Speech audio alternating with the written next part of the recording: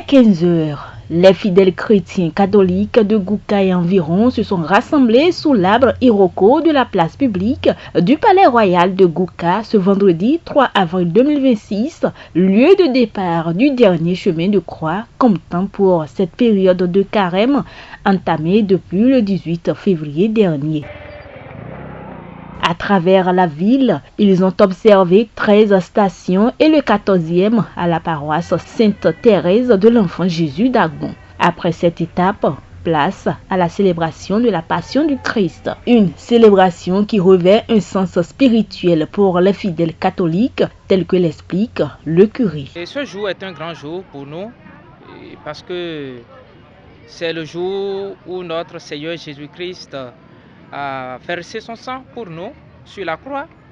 Et l'événement a été célébré hier sous le voile eucharistique où le Christ a donné son corps à manger, son sang à boire.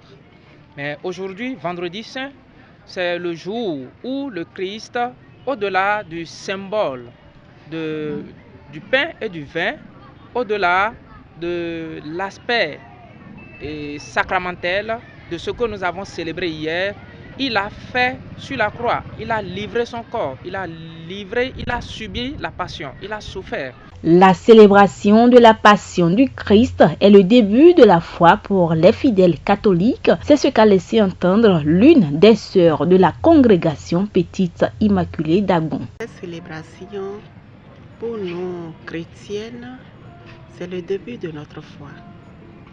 C'est par cette résurrection que la foi est vraiment entrée dans le monde, que les chrétiens ont commencé par croire à ce que les lectures, les anciennes, l'Ancien Testament, ce qu'il avait annoncé, c'est par cette cérémonie à la résurrection du Christ qu'ils ont su effectivement que c'était réel, qu'un fils, le Fils de Dieu, devait venir souffrir pour sauver le monde.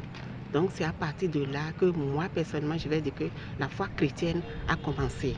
L'occasion a été propice pour le curé de la paroisse Sainte-Thérèse de l'Enfant Jésus d'Agon de lancer un appel à l'endroit des fidèles catholiques. En réalité, la croix n'est pas à combattre dans notre vie. La souffrance n'est pas à combattre, mais plutôt l'accueillir, l'accepter. Et c'est cet appel que j'adresse à tous les chrétiens, tous ceux qui croient que cet instrument qui était considéré comme, qui était honoreux, qui était comme une peine, une souffrance, une misère, le Christ l'a transformé pour nous en un instrument de gloire. Et donc, quelle que soit notre souffrance, quand nous l'accueillons dans la foi, nous l'avons déjà vaincu. Alors que tous accueillent la croix, la souffrance, la misère comme un instrument de salut et que nous appelions le Christ à notre secours pour qu'il nous aide à les porter jusqu'à terme. Et ainsi, nous ressusciterons, nous aussi, avec le Christ au dernier jour. Les regards sont donc rivés au petit matin du dimanche 5 avril 2026, jour de résurrection du Christ Jésus.